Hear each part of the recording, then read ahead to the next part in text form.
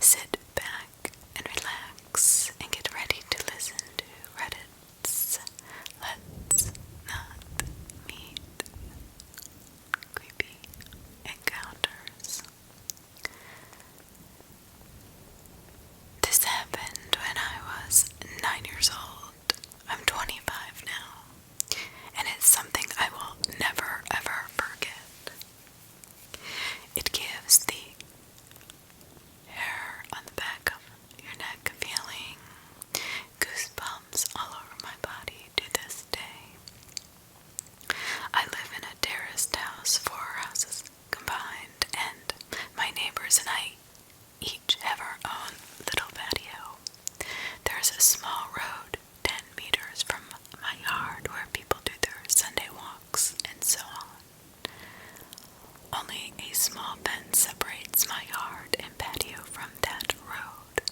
I live in a pretty crowded area with several of these terraced houses spread around in my neighborhood, so seeing people walk on that road is pretty normal. Now, seeing random people standing on my patio is not normal. When I was 9, I usually got home from school about an hour before my mom was home from work. I live 50 meters away from school, so my mom figured I was mature enough to be home alone for an hour before she got home. Well, this one day I got home from school.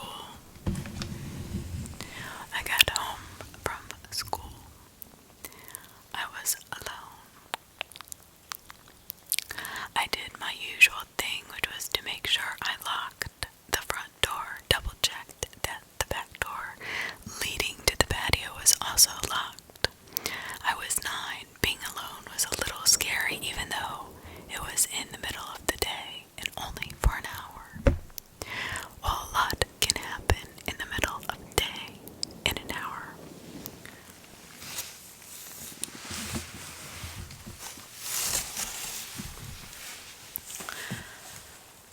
So, what I did is I rushed to my room upstairs to play as much PlayStation as possible before my mom came home and made me do my homework. While playing, I heard this noise coming from outside my window. My room was located on one floor over the patio with a view to the road I told you about before. It was kind of like the sound of a cat, but my cat had been missing for over 3 months. Hope sparked, and I thought, oh my God, did he finally come back? I ran downstairs to check if it was my cat, but the sight that met me gives me nightmares writing this. There was a guy standing on my patio, a tall guy with black hair covering half of his eyes, making him look like a male version of the Ring Woman or something. I could hear him making high-pitched sounds, almost like a cat meowing. A brown liquid was running down his mouth, and I could see him spitting out my dad's stomped cigarettes.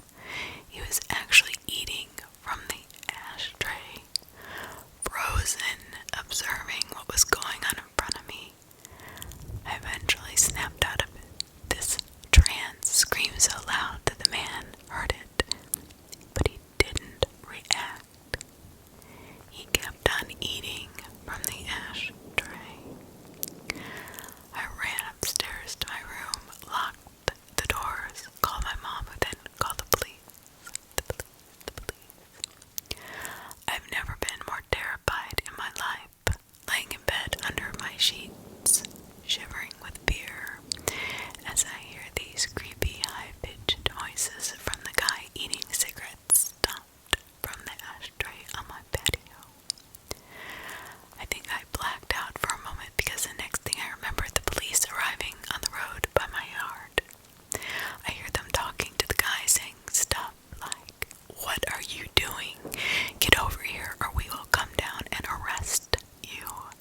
so on and so forth. He did not respond, but the high-pitched sounds were more frequent and louder. I decided to look through the window, feeling safe now that the police were here. I could see two police officers standing by my fence, one man and a woman. I did not see the creepy man, however, because he was standing directly one story under me in my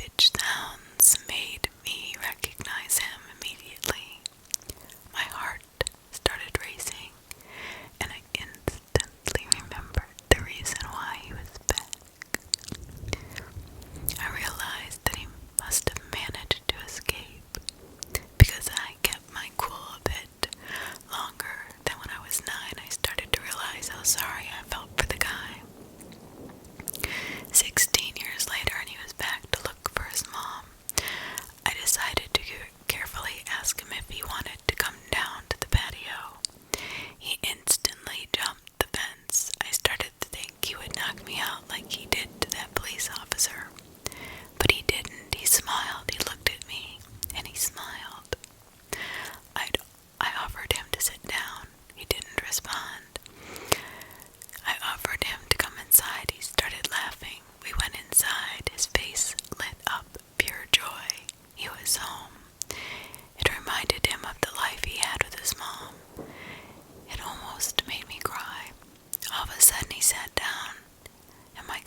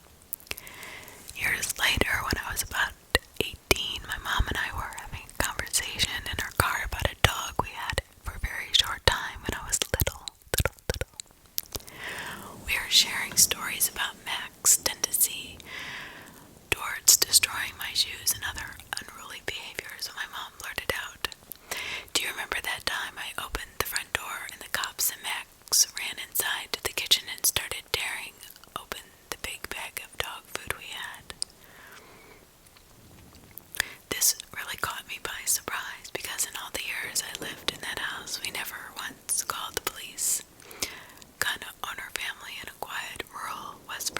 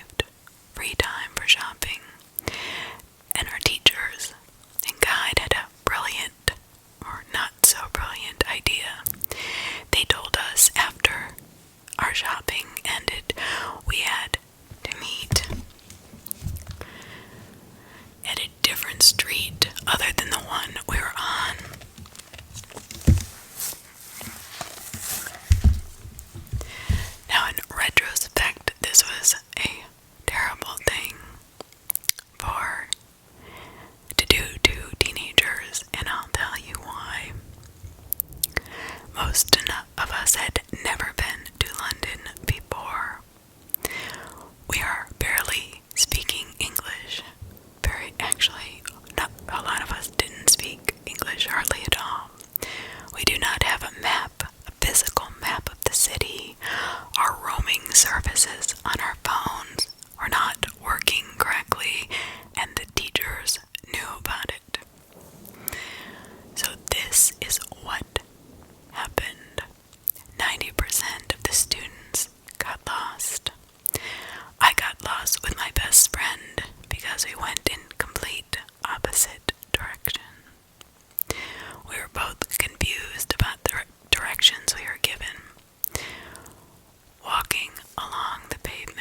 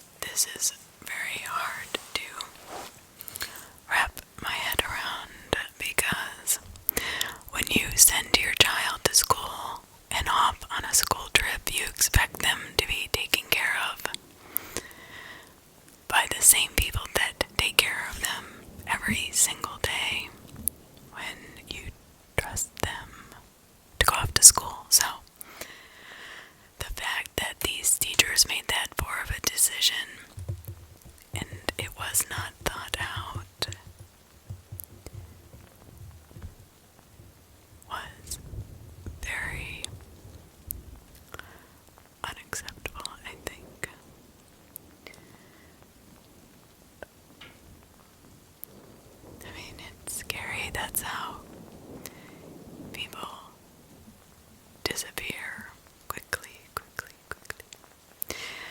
I was barely 14,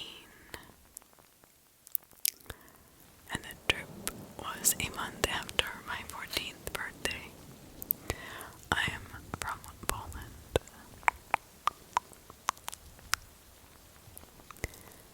That is very creepy.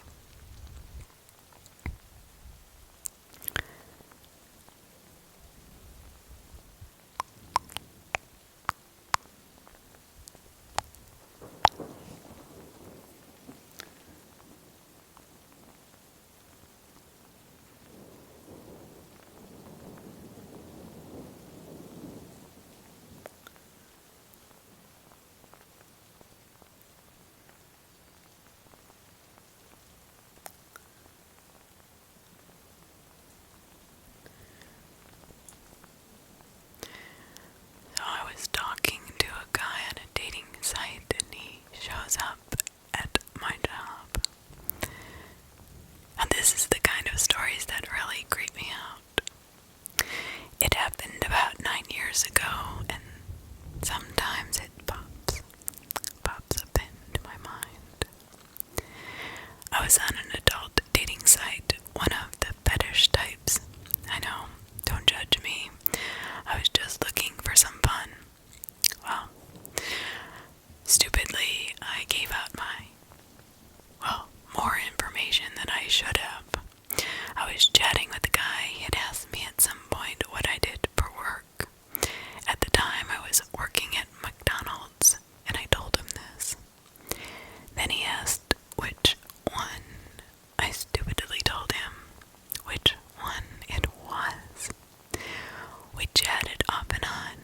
We had not been chatting for too long at this point. And then I gave him my phone number. He would talk about how he wanted to meet me on my break and have some fun on my break. I told him, no thanks, I don't bring my lifestyle to my job.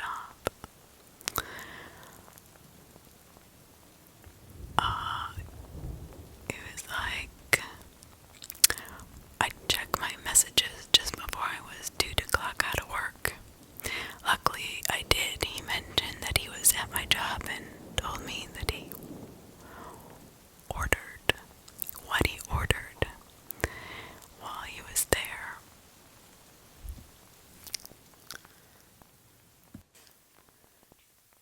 He then got upset when I said, okay, well, don't expect me to do anything with you. I'm not interested. He was not going to accept that. He was not taking it well that I was not interested in him. I then was scared. I had sent him a face picture of myself, but I'd never received one from him. I had no idea what he looked like. I really was not too interested in him, so I decided I did not need a face picture since I likely was not going to meet up with him. His interests were not what I was looking for, and I have a hard time straight up saying I'm not interested, and just slowly started to ghost whoever I have no interest in. Now, luckily, I had not told him my work schedule, so he did not know that I was about to clock out. After clocking out, I told one of my managers that I was on a dating site and some guy just showed up to my work. I have no idea what he looks like and that I was going to hang out in the back break room for a while. Thank goodness she did not judge me. She just said, "Oh, okay, no problem." I waited about half an hour before I left. I did not have a car at the time and had to walk home. Oh, this is terrifying. Yeah, as she should have been, was afraid he would see me and try to pick me up in his car. Luckily, no one followed me.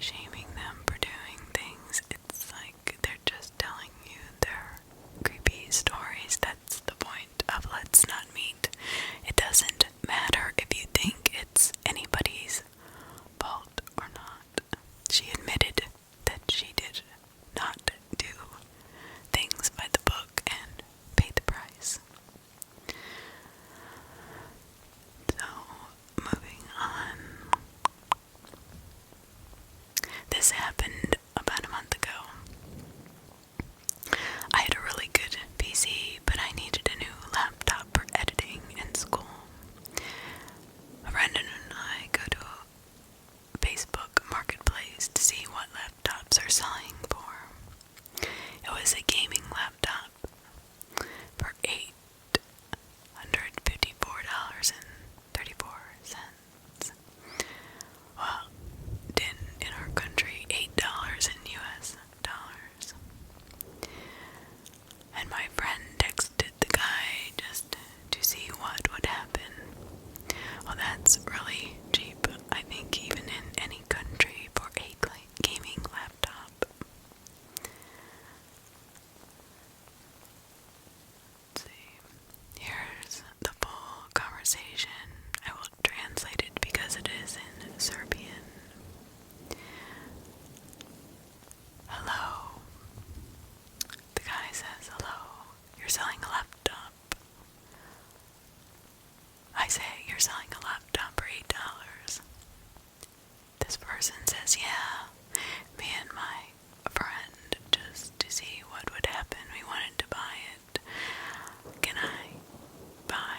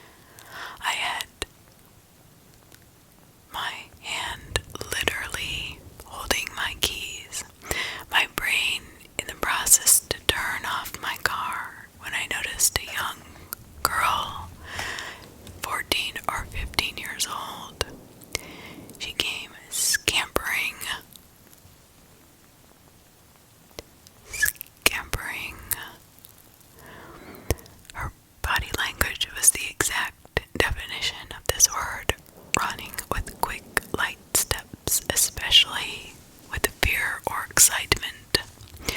Through the span of trees that separates the resort from the outside road, she was directly in front of my car. My headlights illuminated a clear view of her in the pitch black night. She looked like she was in high school, had long blonde hair, and was wearing a jacket with pajamas on, possibly.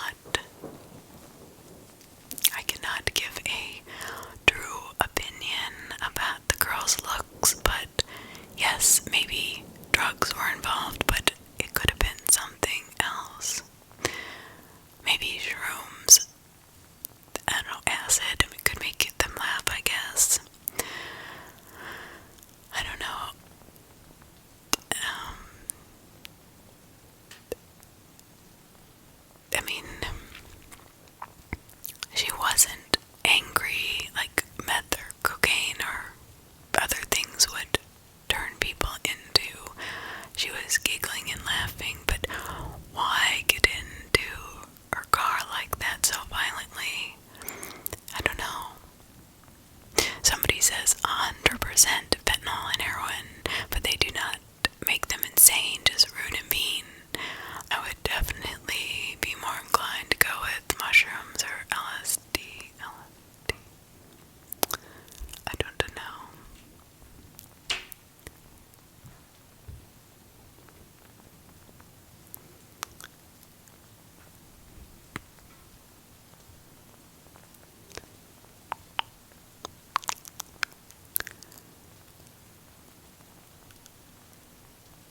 Somebody was asking if her eyes were all black.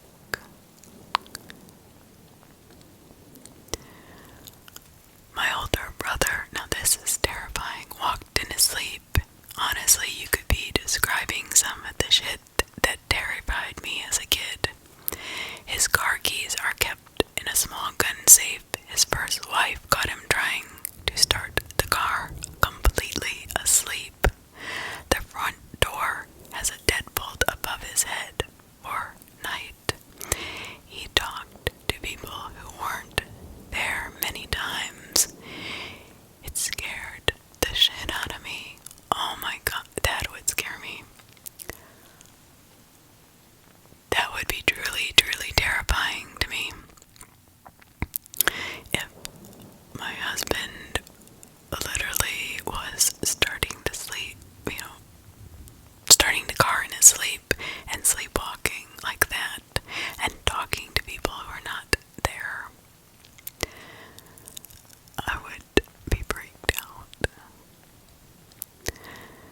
A high school kid out on a golf course in the middle of the night, probably drinking, smoking, or tripping, and thought you were their buddy or Uber. Not that. Maybe the most logical explanation I've heard all thread. Everyone's like, oh, most definitely on drugs. But why on drugs in the middle of the night by herself? Unlikely. I agree that this seems off. I do not think she was really out there alone. I'm willing to bet this is an attempted carjacking or worse, hence the disappointment on her face when she could not open the passenger door. There was probably somebody else in the woods. I grew up in Reno, Nevada, and I have seen some crazy shit. Something very similar happened to my aunt, and she was human trafficked into Mexico. Took her six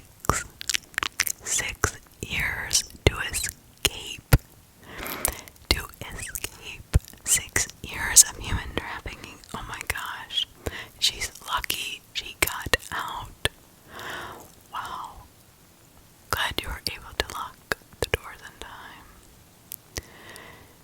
I don't know, maybe it was some sort of prank. That is also another rational explanation that she was giggling and looking behind her. I don't know. But there was a girl who catfished somebody on Snapchat and ended up having her buddies and her boyfriend back behind his car and carjack him. They take him to his house and they end up shooting his brother 5 times, killing him. Now they push him out of the car, but I mean, the damage was already done to his brother, who was trying to save him.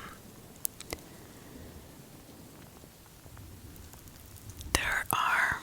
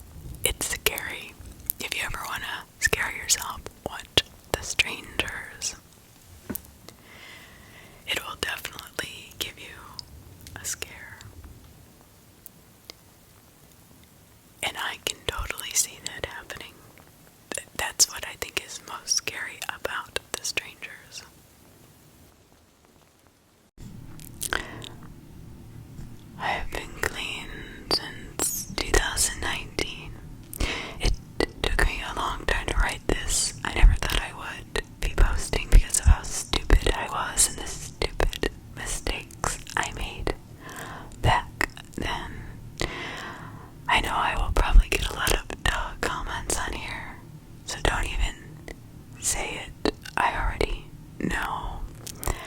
I am telling this story to remind people that everyone's intentions are not always what they say they are. I am mentally traumatized from this experience, and I get reminders. I'm mentally traumatized from this experience, and I get reminders of this every single day. So, please save the rude comments for somewhere else. I'm grateful to be alive. So, this happened back in September 2017. I believe such a blur. I did whatever I could to survive in this harsh world, so please, no judgment. I was on the streets, no family, and an active crack, soon-to-be meth addiction. I started using crack in 2015 and figured out if I sold my body, I could make easy money. I know, not ideal, but I was in deep addiction, and at that point, I didn't care about anything at all. In January 2017, I met Ty, who also smoked crack, but worked every day, so I no longer had to do that. I was going on 8 months free from selling my body and soul. Also, when I met Ty, he had a place in this big city. He did a lot of work for people here as well. I was left on the street by the man I thought I had loved at the time. I must have said something wrong because he flipped out and left with everything I owned in his truck. We just spent days getting high, and I was sure he was just throwing a fit. I went over to my friend's house. It was my home away from home, and I felt safe there. Em was older, maybe 60. He liked to get high, and over time he became one of my best friends. I was able to take a shower, put on clean clothes, feel like a human being again.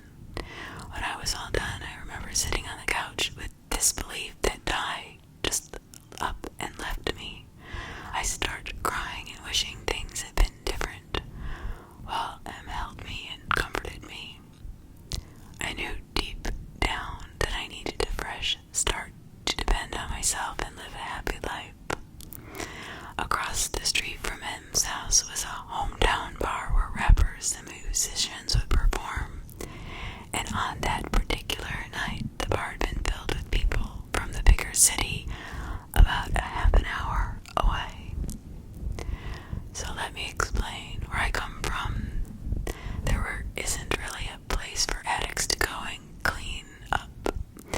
They do have a woman's shelter, which I had been to before. About 30 minutes away is a bigger city where they have all the help you can ask for if you're willing to do the work. At this point, I was ready to get away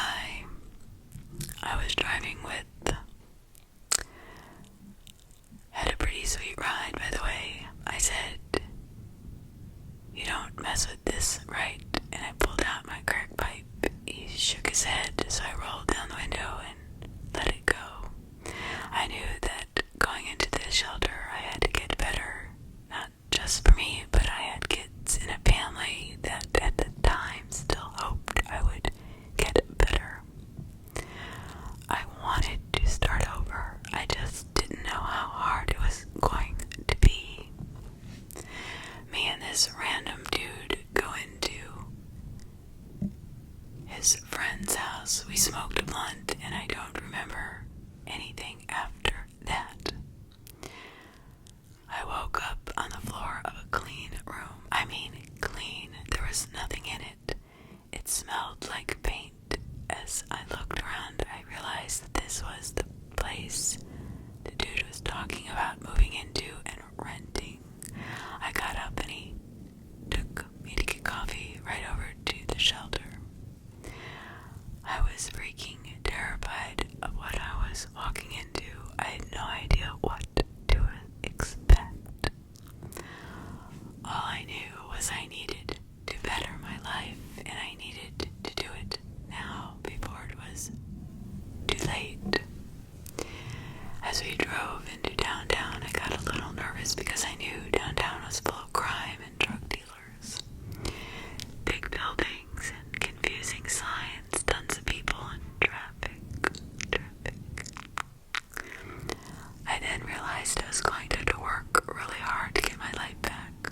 We pulled on the street, and before I knew it, he was dropping me off.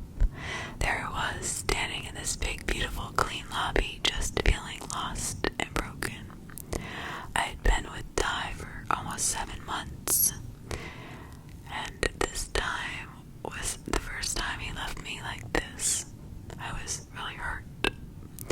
I knew he had been seeing someone else in our recent month breakup, and he was afraid to show it.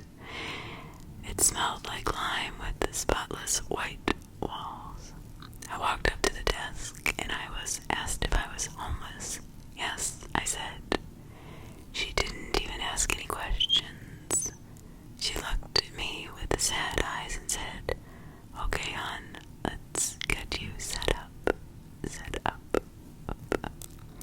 She took me to a small room full of boxes. As she hands me one, she explains it was for my personal things, toiletries, etc. I looked at her with unsettling eyes and replied that I didn't have any belongings, that I had lost everything the night before. The nice lady gave me some toiletries and a pair of leggings. Next was the intake, where I had to answer a ton of questions. Was handed a paper with all the rules on it, and on top of the paper it stated there was no Wi-Fi in or around the building. You had to go down to the stop sign to get internet. My phone was off, but I could still use Wi-Fi. But at the time I wasn't really that worried about it. I knew Di was already probably staying with the other girl, Michelle. I didn't feel it was necessary to even try to use my phone.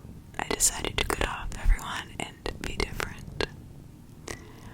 When she was done giving me the rundown on how things worked, she took me into the day room, walking from the library. It was weird, and I remember feeling sick, going through the double doors with the stairs off to the left. Under the stairs was a pile of mats. I was told to grab one. I followed her through another set of double doors into a day room, a huge day room, filled with at least 50 females, a lot of older ladies with nowhere to go. But it was loud and bright. The wall to my left was full of lockers, which I was told I would get one if I stayed there long enough, and in front of the wall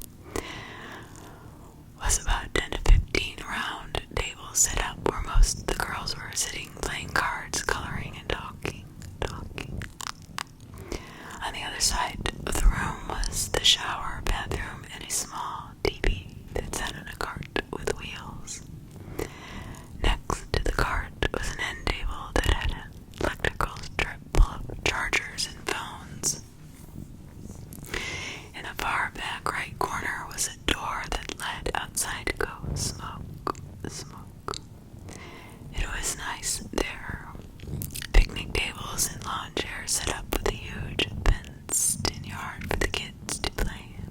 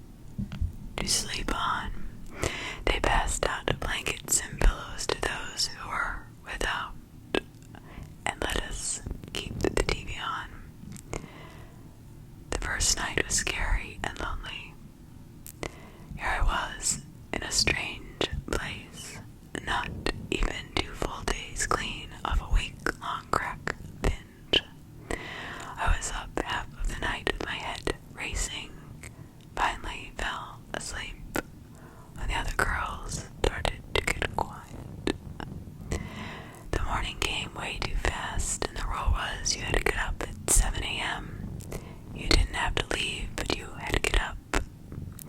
The older ladies didn't even leave the shelter. They knew that they had a place to stay and had nothing else to do all day, so they hung out together. I had to go upstairs for breakfast, which was okay. I'm not really a breakfast food person, but that morning I was starving.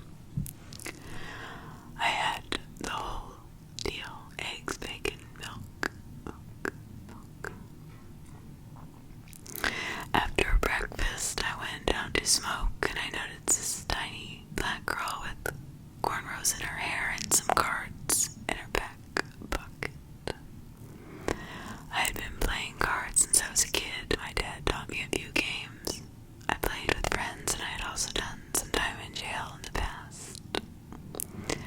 I was lonely, and I did not know where anything was, and it was obvious I needed help. I asked her name and if she wanted to play cards.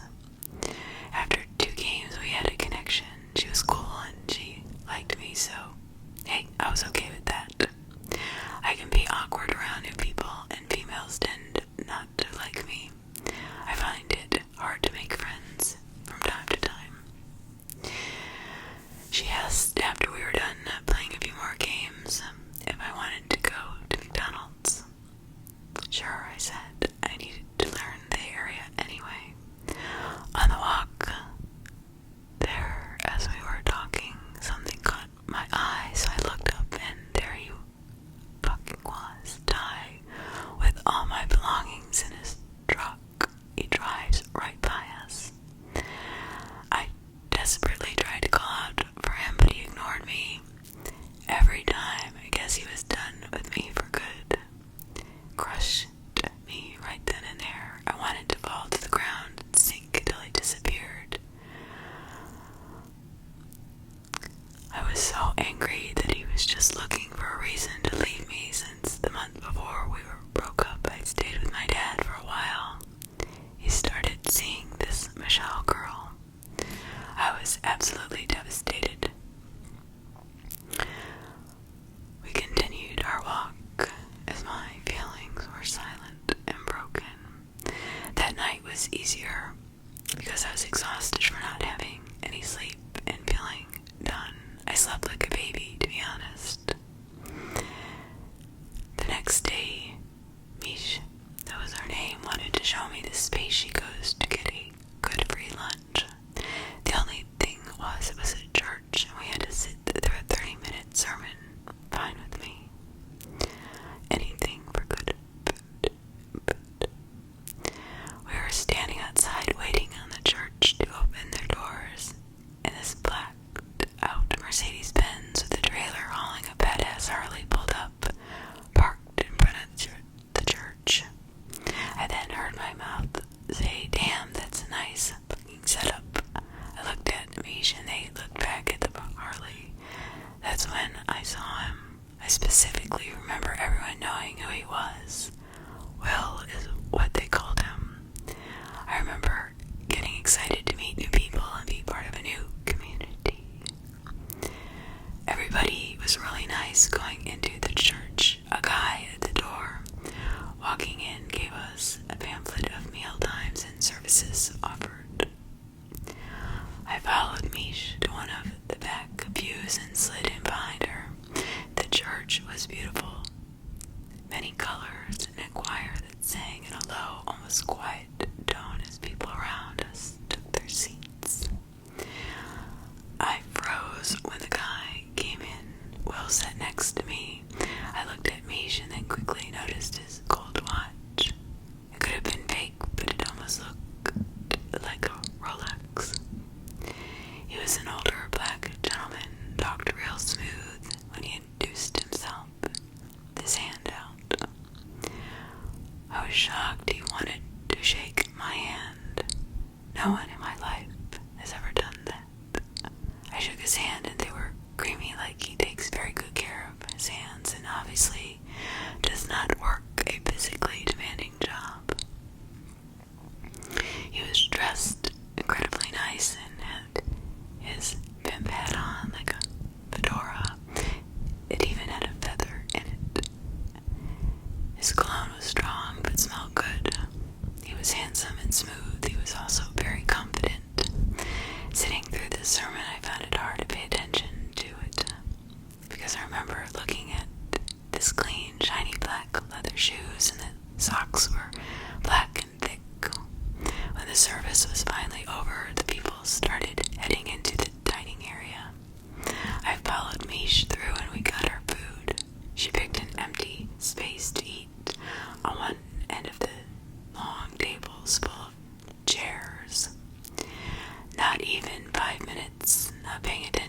surroundings, eating, William comes over and sat 3 seats for me. He looked at Misha and said, "Do you mind?" I do not know why I do not see the red flags. Of course, I see them now, but looking back, I was so clueless. He hardly said a word the whole time we were eating, and when he was done, he got up, threw his stuff away. I assumed he left. Misha and I decided to go home, play some cards, and go to a closed bank she knew about. We were walking home and talking when he pulled up next to us. He rolled down his window and asked if we needed a ride home, but he was looking at me with a deep stare. I looked back at Misha and she refused. Smart girl, I went with him. Dumb girl. I think I was more curious than anything. I had to know how he made that kind of money, and I remember wanting all of that. We drove around till my curfew and just talked. I don't know what it was. I think he had a lot in common with me, and we related. He asked me how I ended up at this shelter, and I just asked a question, so I told him I don't know what it was. I'm not sure if he made me trust him at that moment, but I told him about my past anyway, how I sold my body for drugs and how horrible it was. I even said I was glad I didn't do it anymore. He never said much about it, and we agreed that we would continue our talk the next day. He would help me put in a couple of applications, and he had some errands as well. I woke up in the morning to a text from Bill that said, "What if you made that kind of money but spent it on yourself, not drugs? Everything you make will go to you building your life. Just think about it." I thought about it. I'm not gonna say why I agreed and went with the idea that this would work and I could actually get my life together and get my kids back. $200 a half an hour. I could be free. I chose to go with him. At the time, I think he thought I wanted to be with him, but really I just wanted a way out of the situation I was in. I hated that stinky loud shelter. I wanted out. He got a rook at a motel and we dropped off my stuff. A room at a motel and we dropped off my stuff. He told me that I needed new clothes. He did tell that he was just fired from a trucking company. He was a truck driver. He was currently trying to find another job as far as I knew. He took me shopping, got me a few new outfits, more or less outfits to take pictures and bring the money. You know what I mean? I knew what I was getting into and I was preparing my mind to handle everything that was about to happen. Will did tell me that if I went with him, I'd have to stay clean and have a clear mind to make money and be smart. Looking back at how manipulative he was, it made me believe that I would do this to make my life better. I started doing this before I got addicted a few times to make rent or bills, so I knew I could mentally do this without using, but still unsure where this was going to end up. We get back to the hotel and I do my thing, take my pictures and post them. Did not take long before I started to get calls. I made some money and kept every penny and both took me shopping. I remember the shoes I bought. They were black and gold and baby pants. I loved those shoes. I got 6 or 7 cute outfits, some makeup and hair dye. I remember I came to the shelter with nothing, so being able to get all this stuff made me feel really good. I was confident to myself and hopeful that I would get a place and start a new life within a few weeks, if days like that repeated itself. Remembering how things went, I am starting to think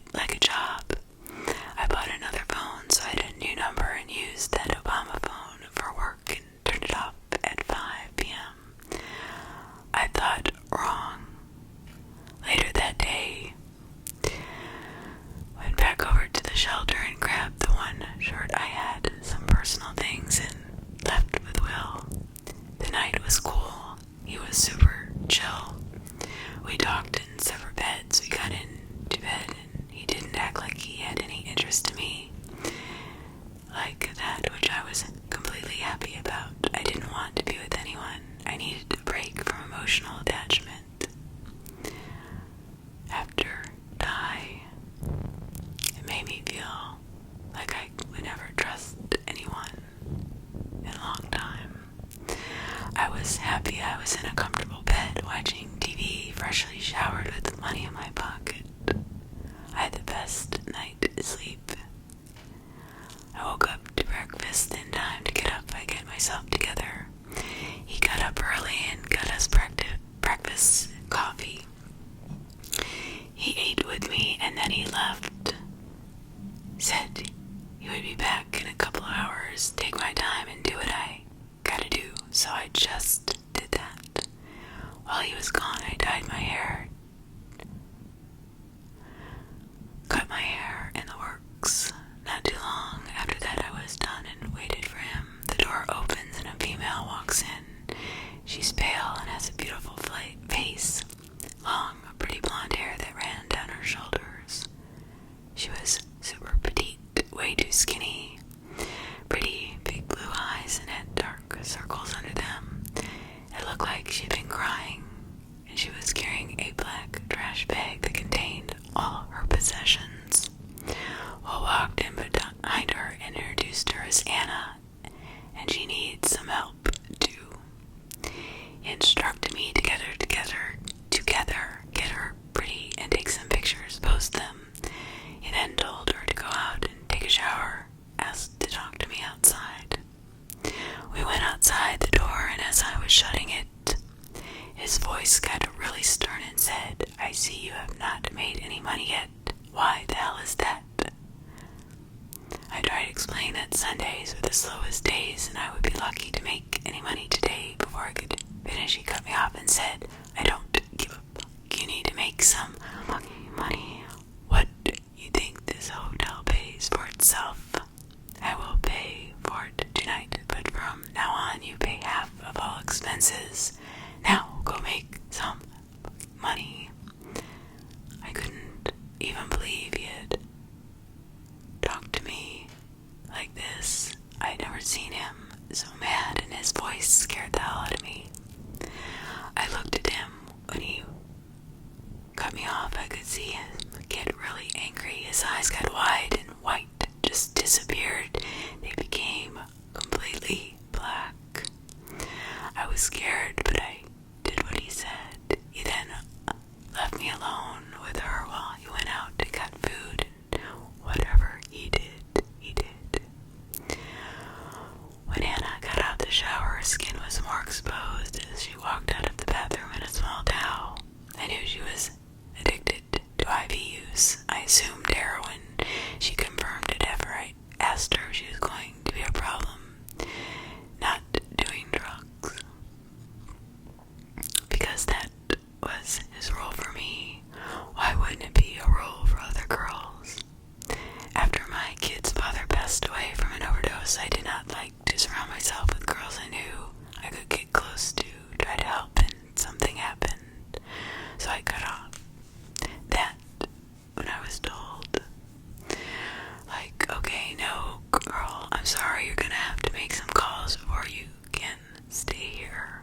At that point, I didn't even care what Huck Will has to say. I don't want her here, period. As soon as he came through the door, I stopped him and took him outside. I just told him I didn't think I could work with her.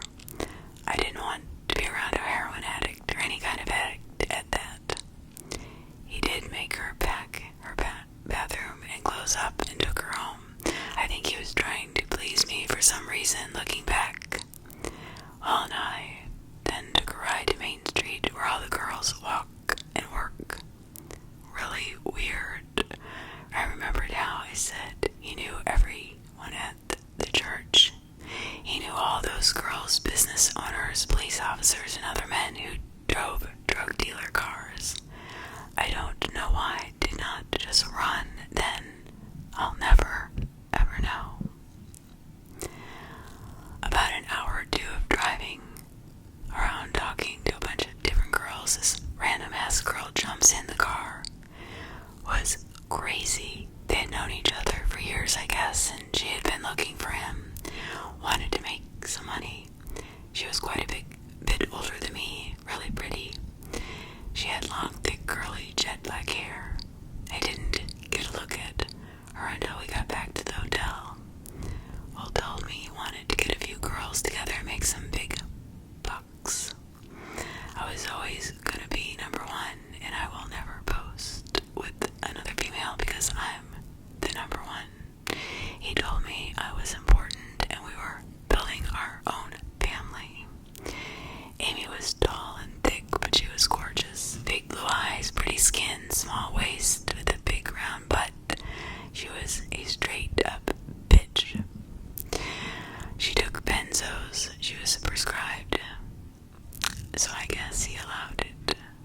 wasn't long for I could not help but watch her.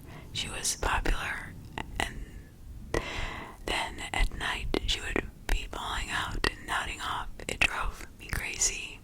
I think I even started a fight with Will about it once. I don't think it was fair, to be honest. Like, bitch can get high, but I can't. Screw you. What Will was doing during the day, he would leave me at the hotel to make money, and he took Amy to the street and worked her. Well, it wasn't 2 days before they came home with another girl, a young one, 18. Her choice, no family. I only know that what they tell me. Her name was Amanda. She was short like me and a little chunky, which was fine. Guys like chunky too. She had blonde hair, a cute face, sweet, and didn't say much. I tried to get to know her a little better, but she wasn't around for long. I posted her with Amy, and she didn't get much of a feedback. More people were calling for Amy. Amanda stayed with us for a few days, but she decided she wanted to go home. Well, and Amy and I didn't stay at that hotel for long. We ended up deep in the city, the farthest away from my hometown. Bigger room, a little nicer hotel with a view of the entire city. I had a shitty little microwave and a drive-up entrance to your room. Will and Amy brought home 2 girls that night.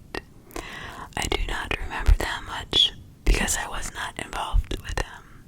I posted them, and within the few days we made money. Every time a girl would make money, they would give it to Will because he had them believing he was saving for them and getting them something they wanted.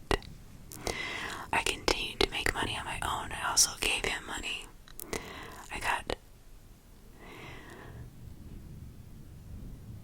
conspicuous, and I will never forget the moment I knew I was not safe. I was outside smoking a cigarette. I was not out there long when I came back into the room. Will had all 3 girls posing on the bed as he was coaching them on how to pose and taking snaps of them. I did not say a word, closed the door slowly. I don't know why I felt the way I did, but it did not feel right. I don't know if you heard me open and close the door. I heard him yell my name, and he said he needed me. He handed me his phone and told me to post the pictures. When I got on the website and tried to post the pictures, it now wanted money instead of posting ads for free. Will unhappily ran to whatever and put money on a card. When I tried to put the card in, it wouldn't accept it. It said it wanted Bitcoins. I informed Will and even showed him the page that it was going to post. He got furious, yelled at me. He turned and walked out of the room. I looked at everyone else and tried to apologize for his actions and to stay calm. It will be okay. He came right back in with a gun in his hand. I didn't even know he owned a gun. He hit me in the face with it and said I needed to find somewhere to post the ad. Do it or I'm done. And then left. I don't know if you realized he did that in front of 3 other girls, and I didn't know what or I'm done meant either. I was freaking terrified, and that's when I knew I had to find a way to escape. I learned really quick that I wasn't able to just leave anytime I wanted. After Amy got involved, Will changed. He started talking about taking us girls to New York and making big money and traveling, going here and there, and that alone scared the hell out of me. I wanted to build a life, get my kids back, not leave the state to trick or maybe be killed, abandoned. No, screw that. I feared for my life when he hit me with the gun. I have been hit before, punched like a man, but I've never been hit with a gun.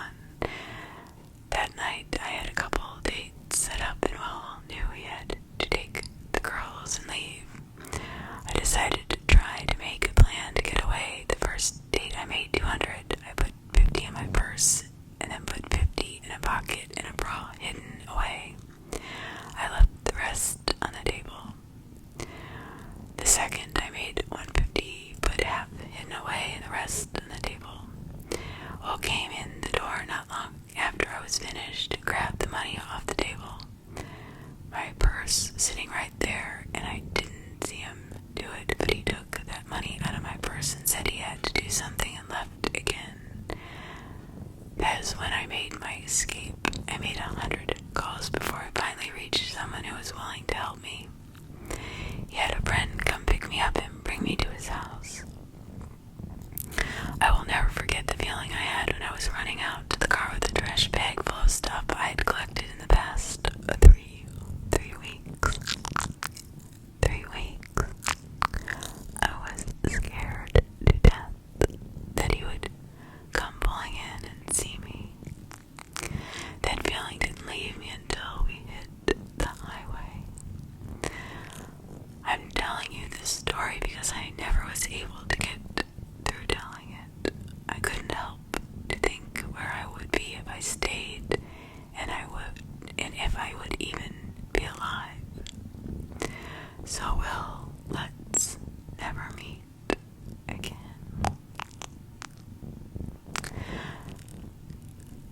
I think that is a very